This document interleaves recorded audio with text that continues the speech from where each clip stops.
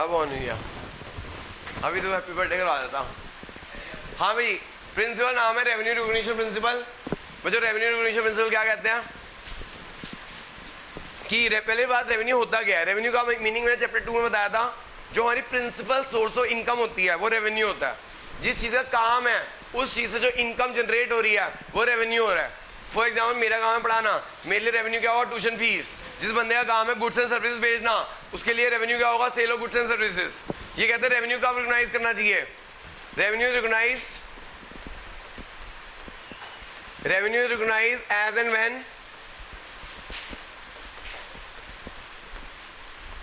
revenue is recognized as and when the transaction took place, as and when the transaction took place, that is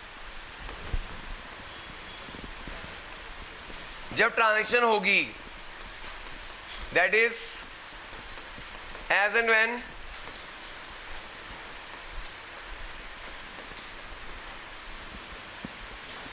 transaction took place. It doesn't matter cash received or not. It doesn't matter cash received or not. इससे कोई फर्क नहीं पड़ता। It doesn't matter cash received or not.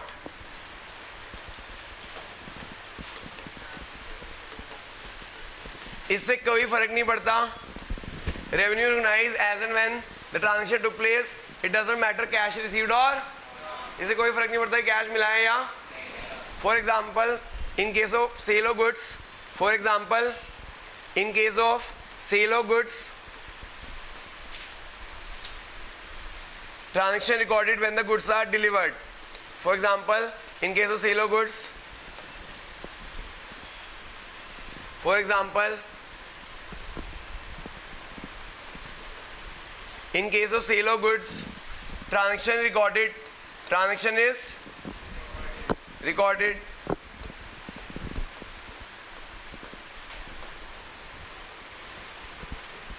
when the goods is delivered, when the goods is, जब हम good deliver कर देंगे या टाइटल इज ट्रांसफर्ड, उसके नाम का बिल काट देंगे और टाइटल इज ट्रांसफर, उसके नाम का टाइटल ट्रांसफर कर देंगे। इससे कोई फर्क नहीं पड़ता कैश मिला है या नहीं मिला। ठीक है जी। अगर हमें इसी प्रिंसिपल के कारण अगर हमें पैसे मिल गए हैं लेकिन हमने गुड डिलीवर नहीं किए, पैसे मिल गए लेकिन हमने गुड डिलीवर, उसे एडवांस बोलते हैं। Advance is treated as liability because of which principle, revenue recognition principle. तो लिखेगा एडवांस इज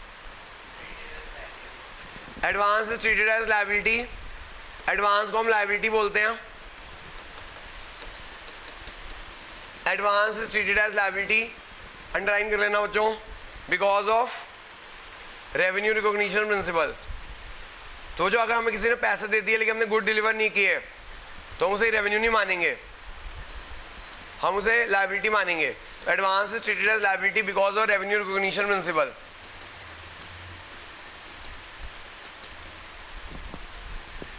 जी हाँ, जो एडवांस को लायबिलिटी माना जाता है किस प्रिंसिपल के अकॉर्डिंगली, रेवेन्यू रिकॉग्निशन प्रिंसिपल के अकॉर्डिंगली। ओके।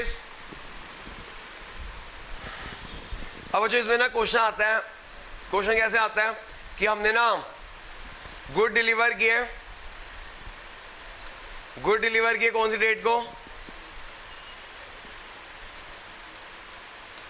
गुड डिलीवर किए 1 जुलाई 2023 को, गुड डिलीवर किए 1 जुलाई 2023 को। ठीक है। और कैश रिसीव्ड हो रहा है, कैश रिसीव्ड ऑन, एक मिनट, कैश रिसीव हो रहा है 1 मई 2024 को, 1 मई 2024 को। व्हेन रेवेन्यू इज रिकॉग्नाइज्ड, कब रेवेन्यू रिकॉग्नाइज किया जाएगा, कब उसे इनकम मानी जाएगी। आंसर इज 1/7/2023 को। इससे कोई फर्क नहीं पड़ता कैश कब मिल रहा है, because of which principle, revenue recognition. Sir accrual is a broader concept, accrual is a broader concept which cover asset, liability, income, expense, सब कुछ। अब उन्होंने वो एक्रूअल वो एजम्पशन दी। ठीक है, वो एक्रूअल एजम्पशन दी। ये स्पेसिफिकली प्रिंसिपल किसके ऊपर है, रेवेन्यू के ऊपर है। किसके ऊपर है, तो क्या हो गया, तो क्या हो गया, हमें क्या, वो ये तो कह रहे कैश मिला है नहीं मिला उससे कोई फर्क नहीं पड़ता, रेवेन्यू का रिकॉग्नाइज करना है आपको। जब गुड डिलीवर हो जाए, जब टाइटल ट्रांसफर हो जाए। गुड डिलीवर कब हुए? 1 जुलाई को। Cash doesn't matter in accounts, अगर नहीं देगा तो बैटर मान लेंगे बाद में। समझ आ गई बात? रेवेन्यू ऑर्गेनाइज करना है जब आपको गुड्स डिलीवर कर दो। बच्चों ये मेरे से बच्चे हर साल पूछते हैं कि सर ये एक्रूअल भी तो यही कहता था, एक्रूअल भी तो यही कहता था। Sir accrual is a broader concept, accrual is a, उसके अंदर सब कुछ कवर हो जाता है, एसेट लायबिलिटी इनकम एक्सपेंस। लेकिन स्पेसिफिक कंसेप्ट है किसका? रेवेन्यू का। ये स्पेसिफिक कंसेप्ट है किसका? जो जब आपके लिए एक है जनरल रूल, एक क्या है और एक क्या है स्पेसिफिक रूल। यानी जनरल रूल सबके लिए बना, लेकिन उन्होंने लगा revenue is the main income, उन्होंने उसके लिए अलग से प्रिंसिपल बना दिया। जहाँ पे एक स्पेसिफिक रूल आ जाएगा तो आपको क्वेश्चन पेपर में स्पेसिफिक रूल के बारे में बताना पड़ेगा। तभी हम वो अगर एक्सपेंसेस के बारे में पूछे, rent for the month of March is not yet paid, can it be recorded in the books account? Yes, as outstanding rent because of accrual assumption. लेकिन जब वो इनकम के बारे में पूछे, रेवेन्यू के बारे में पूछे, क्योंकि इसके लिए स्पेसिफिक रूल है, तो आप पेपर में इसके लिए रेवेन्यू रिकॉग्निशन प्रिंसिपल लिख कर आओगे। क्या लिख कर आओगे? इसी तरह जो अगर आपको पैसे मिल गए, कैश रिसीव हो गया 1 जुलाई को, कैश रिसीव हुआ लेट्स से 1 अक्टूबर 2023 को, कैश रिसीव हो गया 1 अक्टूबर 2023 को, लेकिन बट गुड डिलीवर कब हुए? बट गुड डिलीवर हो रहे हैं 1 अक्टूबर 2024 को। When revenue is recognized, when revenue is recognized, answer is जब गुड डिलीवर हुए, आंसर इज 1 अक्टूबर 2024। वो जो एडवांस मिला ना 1 अक्टूबर को, वो जो 1 अक्टूबर को एडवांस मिला वो लायबिलिटी मानी जाएगी। क्या मानी जाएगी? Because of which principle? Revenue recognition principal. Because of which principal? बच्चों वहाँ पे ना चैप्टर 4 बेसिस ऑफ अकाउंटिंग, हाँ बेसिस ऑफ अकाउंटिंग में कैश बेसिस में रेवेन्यू रिकॉग्निशन प्रिंसिपल फॉलो नहीं होता, एक्रूअल बेसिस में फॉलो। तो वहाँ पे हमने 2 पॉइंट छोड़े थे चैप्टर 4 में। एक छोड़ा था हमने, मतलब एक पॉइंट में था, उसके अंदर प्रिंसिपल थे। एक प्रिंसिपल था मैचिंग प्रिंसिपल और एक था रेवेन्यू रिकॉग्निशन प्रिंसिपल। ये दोनों प्रिंसिपल एक्रूअल फॉलो करता है, कैश बेसिस फॉलो। सुना की बात, आगे चलते हैं। रेवेन्यू के बाद अगला प्रिंसिपल बताना जो कौन सा है? क्या प्रिंसिपल नंबर लास्ट प्रिंसिपल जो वेरीफेबल ऑब्जेक्टिव प्रिंसिपल। क्या sir? Rahul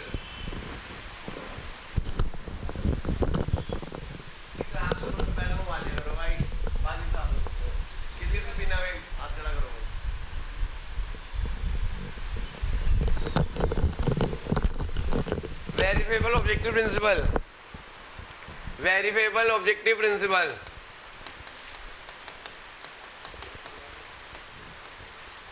verifiable objective principle क्या कहता है? जो कि जितनी भी ट्रांजेक्शन रिकॉर्ड करनी चाहिए ना वो एविडेंस के बेस पे करनी चाहिए।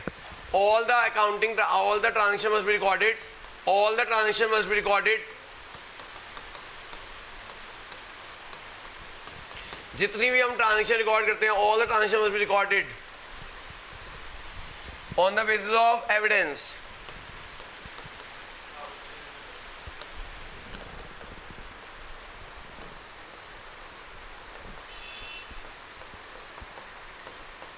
बच्चों जितनी भी ट्रांजेक्शन रिकॉर्ड करें कैसे करें?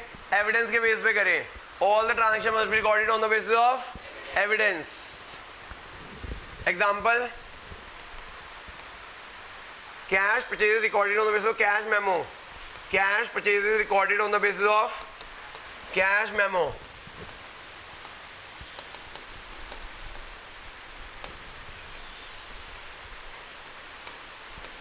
This brings objectivity into account. Objectivity मतलब reliability, trustworthy into accounts. Account is free from personal, account is free from personal bias. मन गढ़ंत अकाउंट नहीं लिखे जाएंगे। Account must be free from, मन गढ़ंत अकाउंट नहीं लिखे जाएंगे। Account must be free from personal bias, मन गढ़ंत अकाउंट नहीं लिखे जाएंगे। ओके, जो अकाउंट्स के बाद जब अकाउंट्स कंप्लीट हो जाते हैं, बन जाते हैं, उसके बाद क्या होता है? ऑडिट होता है। क्या होता है? ऑडिट क्या होता है? Checking of accounts. Accounts complete होने के बाद क्या होता है? ऑडिट। क्या होता है? ऑडिट क्या होता है? Checking of accounts. CA audit करता है कि भैया सारे अकाउंट्स कोई झूठा तुमने मन घड़ंत अकाउंट तो लिख दिया, चेकिंग होती है तभी सीए साइन करते हैं, तो साइन नहीं करता। तो this is the basis of जो आपके वाउचर इसको बोलते हैं, जो आपके एविडेंसेस होते हैं, this is the basis for जो आपके एविडेंस है, द एविडेंसेस आर जिसके बेसिस पे ट्रांजेक्शन रिकॉर्ड करनी है, all the transaction recorded on the basis of evidence.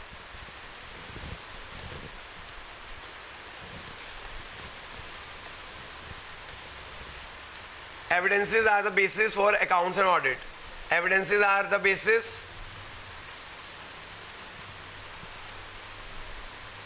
for accounts and audit. Accounts और audit जो होता है ना, इन्हीं evidence के basis पे होता है। तो जो सीधी सी बात है, अगर आपको अकाउंट ट्रस्टवर्दी बनाने हैं, रिलायबिलिटी बनानी है, जितनी भी ट्रांजेक्शन रिकॉर्ड करनी है एविडेंस के बेसिस पे करनी है। जैसे मैंने बताया कैश परचेज रिकॉर्ड करना है किस बेसिस पे, एविडेंस के बेसिस पे। किस बेसिस पे? समझ आ गया जो बात क्लियर है?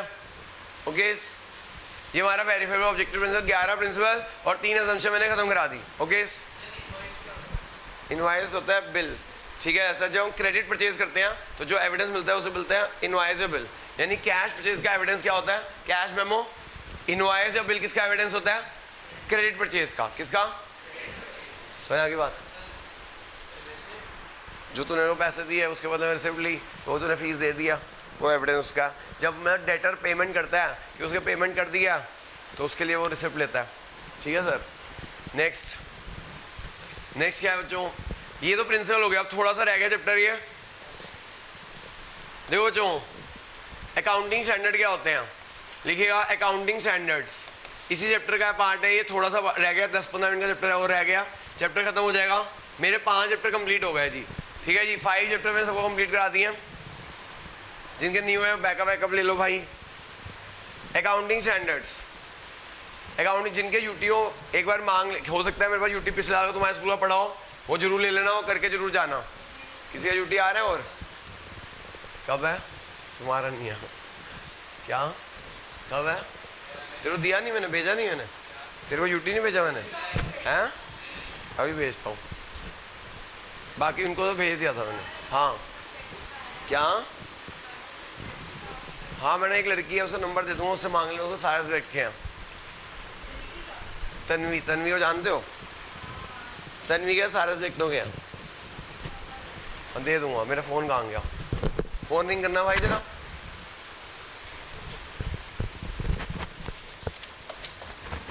तेरे को मैंने भेजा नहीं था? और तू भी VGS में है क्या? तू किसमें आया? लैंसर में। लैंसर में पढ़ा होगा मेरे पास। क्या नहीं है? उसके बाद नहीं, मेन मैथ्स है। अप्लाइड उसके बाद है, धृति के पास नहीं। धृति के पास भी मेन नहीं है शायद।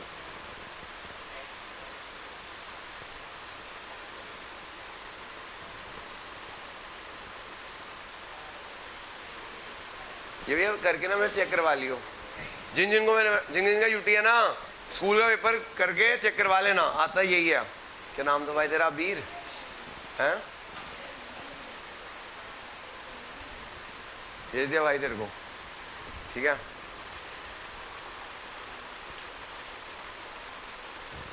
हाँ जी, जो लिखेगा अकाउंटिंग स्टैंडर्ड क्या होते हैं? अकाउंटिंग स्टैंडर्ड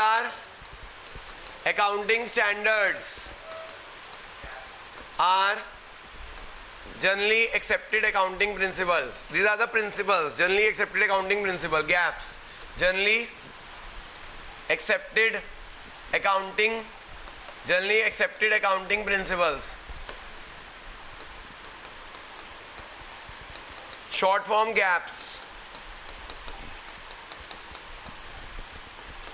gaps, और guidelines। और किसने इशू की थी? Issued by Institute of Chartered Accountant India, ICAI. Issued by Institute of Chartered Accountant of India.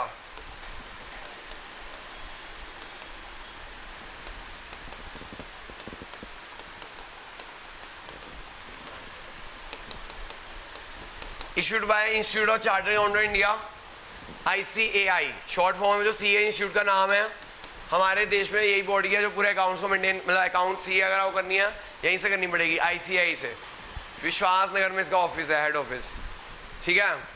तो अकाउंटिंग स्टैंडर्ड रूल्स होते हैं, प्रिंसिपल्स होते हैं जो किसने, या फिर कह लो गाइडलाइंस होती हैं जो किसने इशू किया, institute of chartered accountant India ने इशू किया for preparation and presentation of financial statement, for preparation and presentation of financial statements.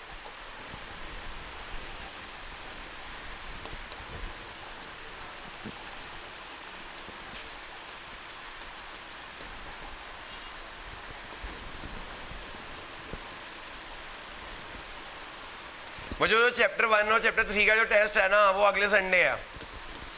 Chapter 1 और चैप्टर 3 का टेस्ट इस संडे नहीं है, नेक्स्ट संडे है। तो मेरा अभी टेस्ट चेक नहीं हुआ, अगर और ले लूँगा बहुत भारी प्रेशर हो जाएगा।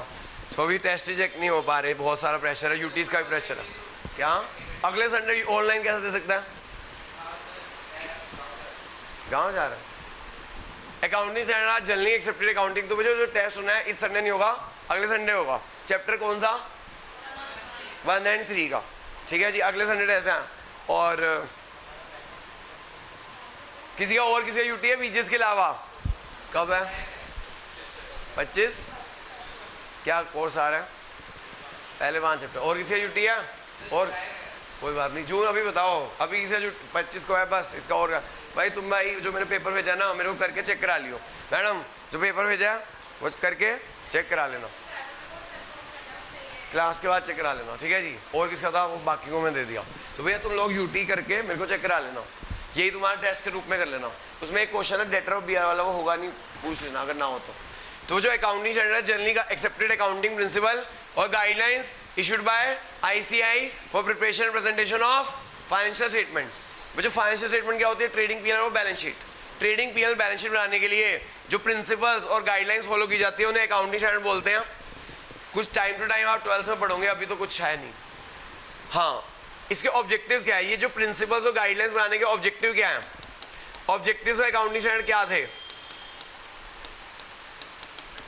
ऑब्जेक्टिव ऑफ अकाउंटिंग स्टैंडर्ड क्या है?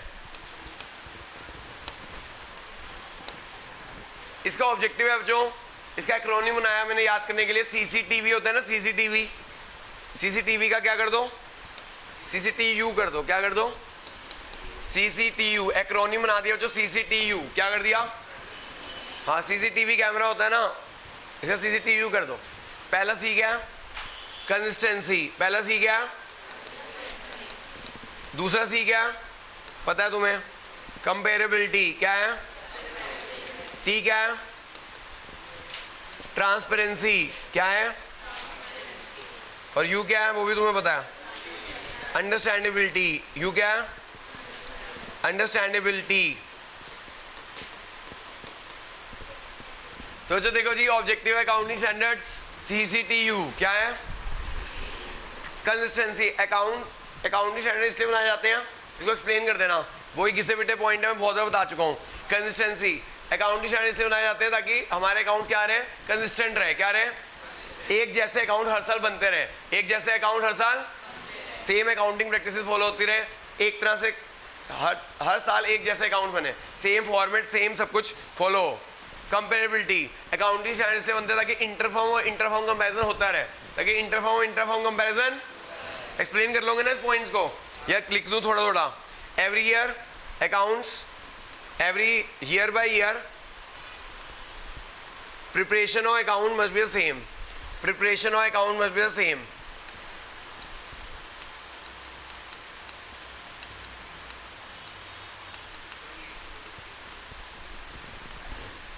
कंपेरेबिलिटी अकाउंटिंग स्टैंडर्ड इसलिए बनाए जाते हैं ताकि interform and इंट्राफॉर्म, inter and intra, यानी दो बिजनेस का अकाउंटिंग स्टैंडर्ड इसलिए बनाया जाता है कि inter and intra form comparison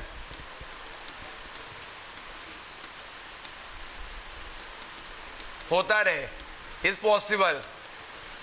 accounting standard इसलिए बनाए जाते हैं ट्रांसपेरेंसी।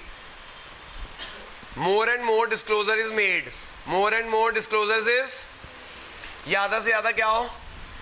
डिस्क्लोजर्स हो, सो दैट शेयर होल्डर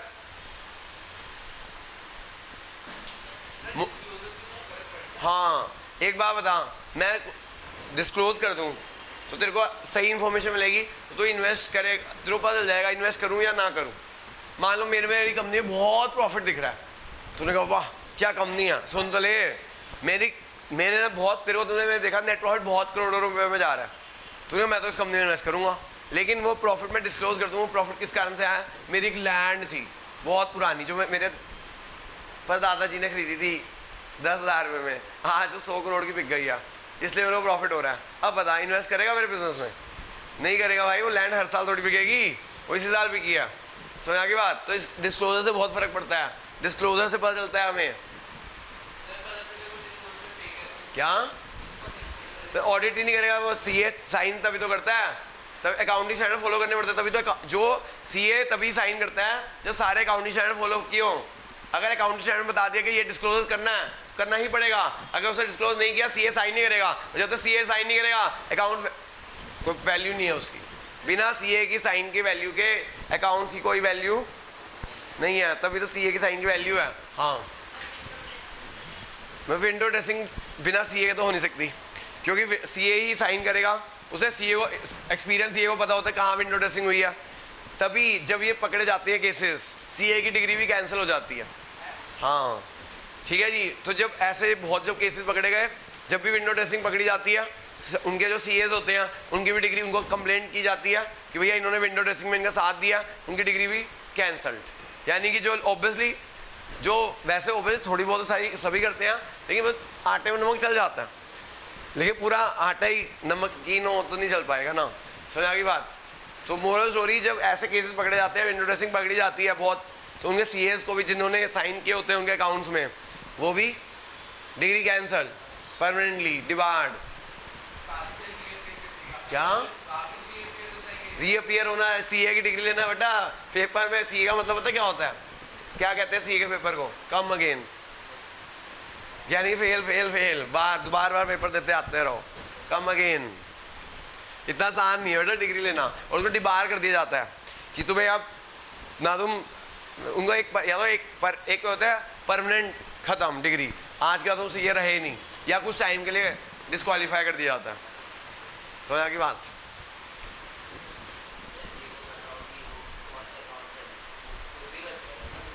क्या तो अकाउंट तभी तो साइन की वैल्यू है, वही तो वो चेकिंग करेगा, तभी तो उसे पावर दी गई है कि तू चेक कर कि कोई विंडो ड्रेसिंग तो नहीं हो रखी, सारे अकाउंट स्टैंडर्ड फॉलो हो रखे नहीं रोके, तो साइन कर। अगर उसने गलत साइन कर दिया, डिग्री कैंसिल है। और भैया डिग्री बड़ी मुश्किल से मिलती है, बहुत मेहनत से मिलती है। जो ये कह रहे हैं दोबारा रीअपियर हो जाएगा, इतना आसान नहीं होता। बंदा ना रातों को ना, सुन, सीए की डिग्री लेने के लिए कई रातों को जागना पड़ता है, एक एक महीना सोने के बिना काटना पड़ता है। अब तो आसान हो गई है, रीज़न भी हमारे टाइम पे, अब तो धीरे धीरे वो आसान बनाते जा रहे हैं, लेकिन हमारे टाइम पे कोई छुट्टी नहीं मिलती थी। एक पेपर के बाद दूसरा पेपर होता था, क्या 12 घंटे बाद दूसरा पेपर। और कोर्स जितना ये 11-12 का ना, इससे 50 गुना ज़्यादा होता है सिलेबस। हाँ, ये तो कुछ है ही नहीं। ठीक है, तो 10 दिन जो जागना, मतलब 1 महीना जागना, 2 या 3 घंटे सोकर, बहुत मुश्किल काम होता है। अब तो खैर एक ही छुट्टी मिलने लग गई है पेपरों में, तो अब तो आसान हो गई है। हमारे टाइम पे तो बहुत मुश्किल थी। More and more disclosure so that, और अब और पेपर क्यों आसान हो गया? ऑब्जेक्टिव आ गए हैं। क्या आ गए हैं? 15 से 20 क्वेश्चन ऑब्जेक्टिव होते हैं।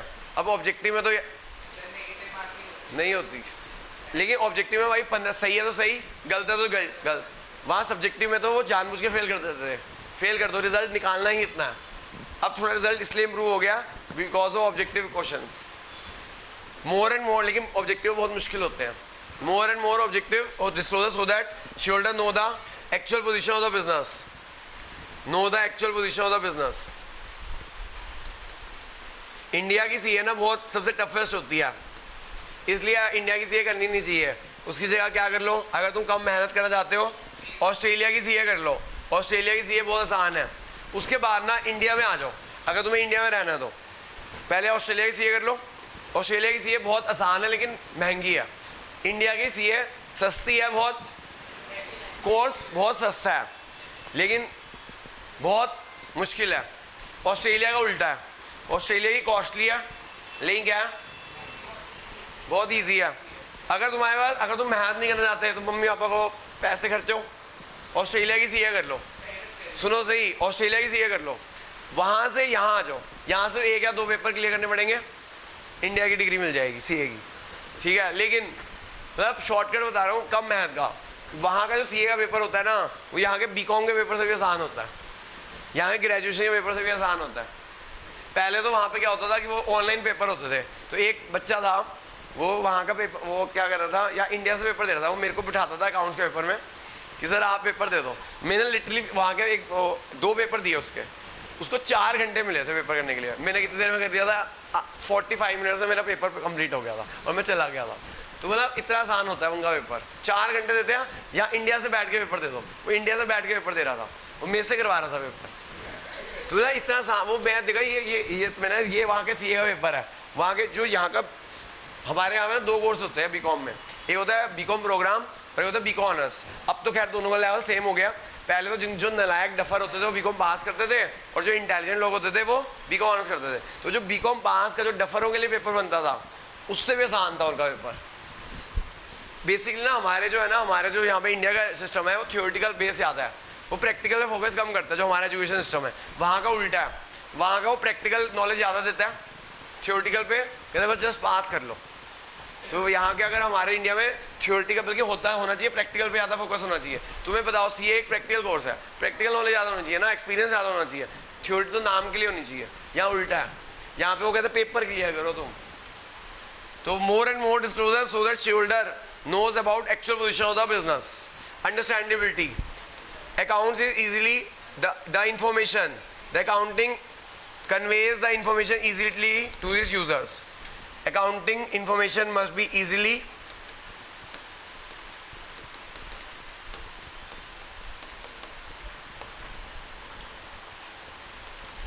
conveyed to the users.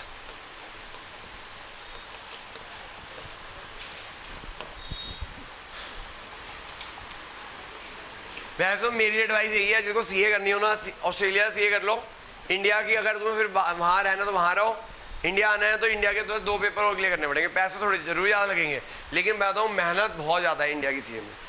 Australia की सीए में मेहनत नहीं है, मैं पढ़ने में मेहनत नहीं है, वहाँ के प्रैक्टिकल नॉलेज में ज़्यादा मेहनत है। ऑब्वियसली एक्सपीरियंस में ज़्यादा मेहनत होनी चाहिए।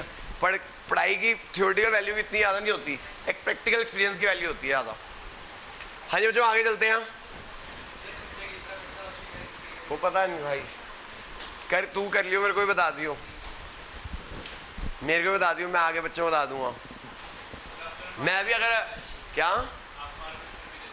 नहीं भाई, अगर मैं भी अगर मतलब ऐसे पता नहीं मेरे बेटे ने क्या लेनी है, 9th में है, अगर वो कॉमर्स लेगा तो अगर उसे सीए करवाएगी तो ऑस्ट्रेलिया ही कराऊंगा।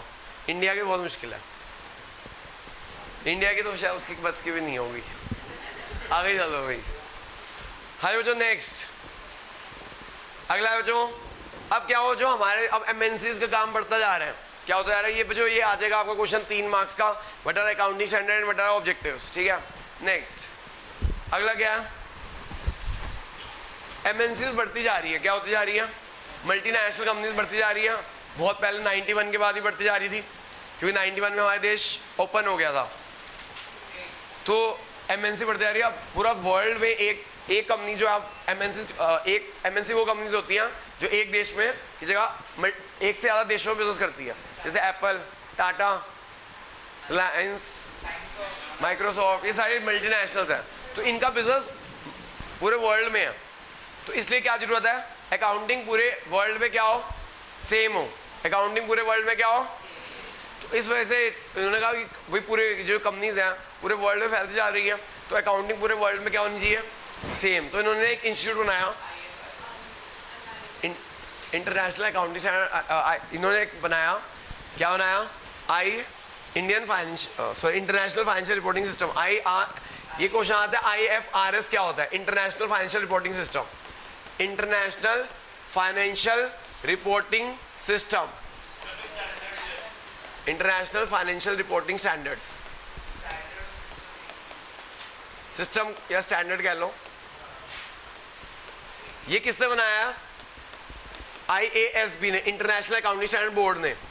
तो जो पूरे वर्ल्ड वाइड अकाउंटिंग एक जैसी हो सके, पूरे वर्ल्ड वाइड अकाउंटिंग, इसलिए सारे वर्ल्ड के सीए इंस्टीट्यूट्स ने, सारे वर्ल्ड के, हमारे यहाँ सीए होती है, ऑस्ट्रेलिया में उसे CPA बोलते हैं, ऐसी वहाँ हर जगह कुछ अलग बोलते हैं, तो बेसिकली होती सीए है। तो इंटरनेशनल फाइनेंशियल रिपोर्टिंग स्टैंडर्ड्स बनाए गए, किसने बनाया? IASB ने। किसने बनाया? IASB